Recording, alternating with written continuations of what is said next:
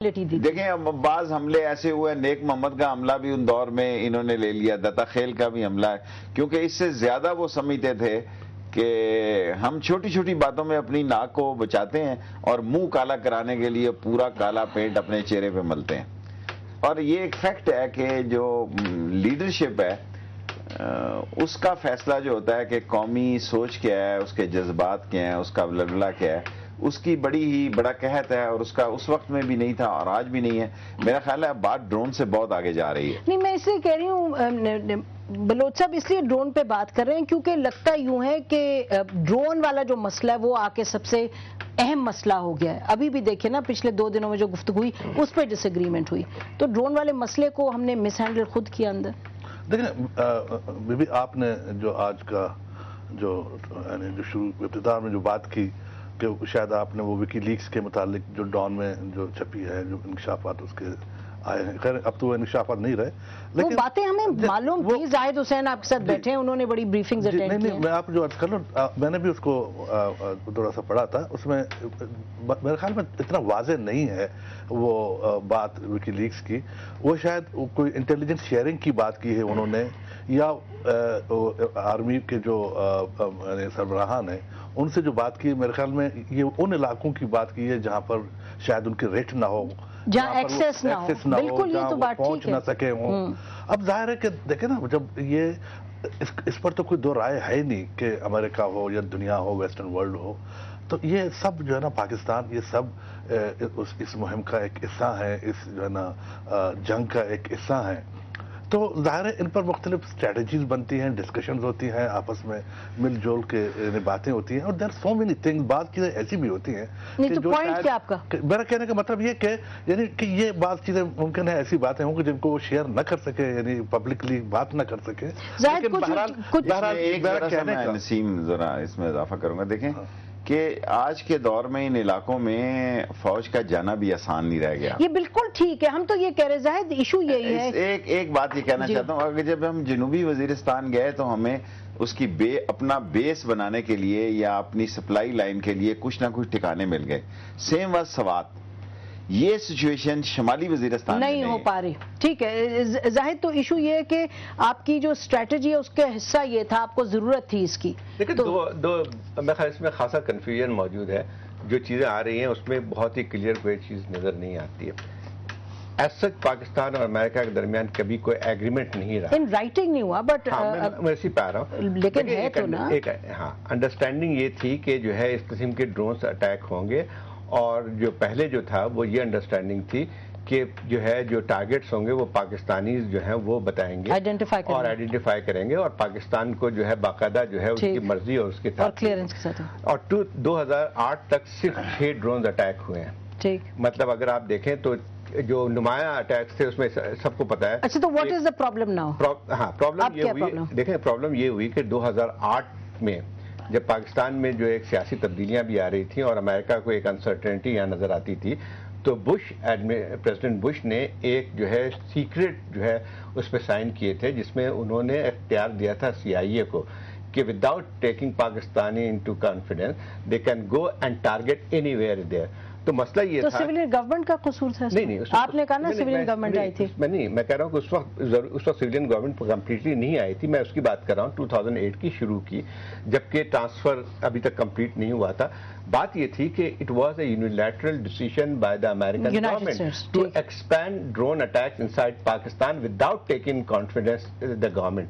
تو بات یہ آتی تھی کہ جو ہے انہوں نے یہ کیا، لیکن ہمیشہ ایک پرابلم یہ آتی ہے کہ جب آپ کسی وقت بھی 1 انچ آپ دیتے ہیں، اگر آپ انڈرسٹینڈنگ بھی یہ دیتے ہیں کہ آپ ہماری مرضی کے متعلق کریں گے، تو پھر اس کا استعمال جو ہے وہ آپ کے قابل نہیں رہتے ہیں۔ اور ہوا یہی ہے کہ جو ہے بش ایڈمنسٹریشن نے جو کیا کہتے ہیں جو احکامات جاری کیے، انہوں نے پاکستان کو اس میں نہیں بتایا، بلکہ احکامات انہوں نے CIA کو دیے کہ جا کے جہاں بھی چاہیں وہ اٹیک کر سکتے ہیں۔ اچھا، اس میں ایک اور بھی ہمیں تھوڑا سمجھنا چاہیے، تفریق کرنی چاہیے۔ میں تھوڑا سا ایاز کے پاس جان جاتی ہوں، welcome back to the studio. Ayaz, السلام علیکم، ویلکم ٹو دا پروگرام۔ یہ بتائیے، آپ نے بھی پڑھا ہوگا وکی لیکس کا، اور جیسے ہم بات کر رہے ہیں یہ کچھ باتیں نئی ہیں بھی نہیں، معلوم بھی تھا ہمیں کہ اس کی ضرورت رہی ہے پاکستان کی فوج کو بھی آپریشنز کے لیے، لیکن جو زاہد پوائنٹ ابھی ان کا تھا کہ یہ यूनिलैटरली अमेरिका ने उसका जो था अहदाफ बढ़ा दिए, कॉरिडोर बढ़ा दिया, तो इसमें पाकिस्तान के बस में कुछ ज्यादा रहा नहीं था।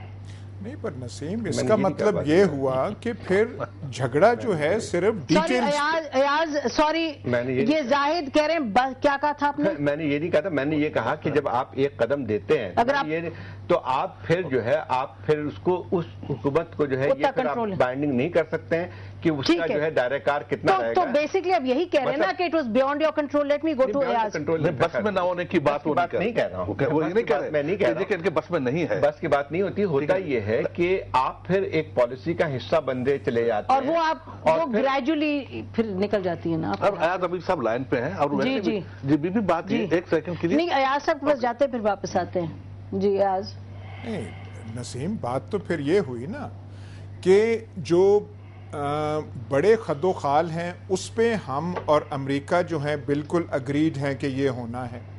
ये तो फिर मसला डिटेल का हुआ कि जी आपने जब ड्रोन हमले करने थे आपने इजाज़त लेके करनी थी, नहीं करनी थी, फलाना नहीं करना था। अब जिस तरीके से हमने ड्रोन हमलों को इतना बड़ा वो कौमी गैरत का वो मसला बना दिया, फिर वो बात तो ना रही।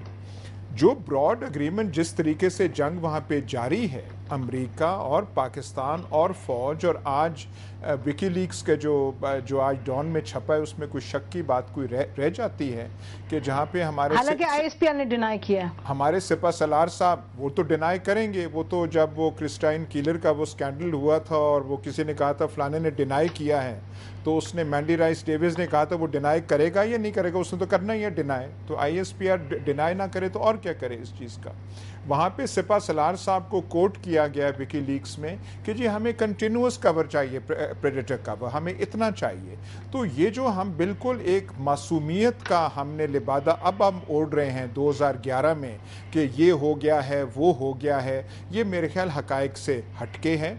ये ज़रूर होगा कि अमेरिका ने अपने ड्रोन स्ट्राइक्स को यकतरफा तौर पे उनका रेंज और ऑपरेशन बढ़ा दिया होगा, लेकिन ये कहना कि बिल्कुल हमारी मर्जी के खिलाफ हो रहा है और हमारी जो है वो सालमियत और ख़ुद मुख्तारी पे ऐसे है, ये तो कौम को सिर्फ बेवकूफ़ बनाने के अलावा और कुछ भी नहीं। क्यों जाहिद, इससे पहले मैं शेख साहब के पास जाऊं, आपको लग रहा है कि मैं आपकी जो पोजीशन है उसको असल बात की थी वही थी, बीच में काट दिया था, उसकी वजह से पूरी। देखिए इसने किसी ने नहीं कहा कि पाकिस्तान की इसमें कोई वो नहीं है। अगर पाकिस्तान की कोई मर्जी शामिल नहीं है तो फिर तो बहुत बड़ा सवाल पैदा होता है कि आपके जो है इस किस्म की पॉलिसी वो कर सकते हैं और फिर हमला भी जो एबटाबाद में हुआ था उसी की कड़ी। असल चीज़ ये बात सही है कि आपको सूट करती थी, आपको जो है ड्रोन्स अटैक ने जो है आपको यानी यहाँ तक हुआ था कि जब ऐसे अहदाफ बने थे जैसे अब बैतुल्लाह महसूद का था तो हमने सब ने खुशी से तालियां बजाई थी कि बहुत अच्छा हुआ। किसी ने उस वक्त ये नहीं कहा कि जो है वो ड्रोन अटैक गलत होते हैं।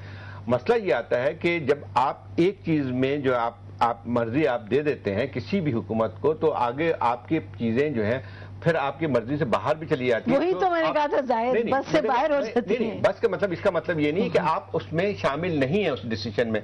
आपके बहुत सारे ऐसे चीजें मैं एक चीज कहूंगा कि मैं सिर्फ इतनी बात कर रहा हूं कि आप एक अगर फर्स्ट किसी दरमियान अंडरस्टैंडिंग होती है कि आप ये हमले करेंगे, तो उसके बाद आप फिर ये डिक्टेट नहीं कर सकते हैं कि आप कितने हमले करेंगे, आप 20 हमले करेंगे या 50 हमले करेंगे। नाज़रीन, आपने सुना जाहिद साहब क्या कह रहे हैं जब एक दफा आप तय कर लें कि आप इस रिलेशनशिप में जाएंगे, हमले होंगे, फिर शायद आप ये नहीं मुतय्यन कर सकते कि कितने होंगे या कितने नहीं होंगे। ये भी हमारे साथ हुआ और ये भी हुआ कि कौम को किसी भी मौके पे ये नहीं बताया गया कि जो ड्रोन हमले हैं और जो टेक्नोलॉजी है वो हमारी मदद कर रही है। हमेशा ये कहा गया कि पाकिस्तान की सॉवरेनिटी वायलेट हो रही है। और हम बात करेंगे शेख रशीद साहब से और पूछेंगे कि क्यों कौम के साथ सच नहीं बोला गया, और फिर ऐसा बताएंगे कि सच ना बोलने की कीमत क्या। ब्रेक के बाद इस पर बात करेंगे।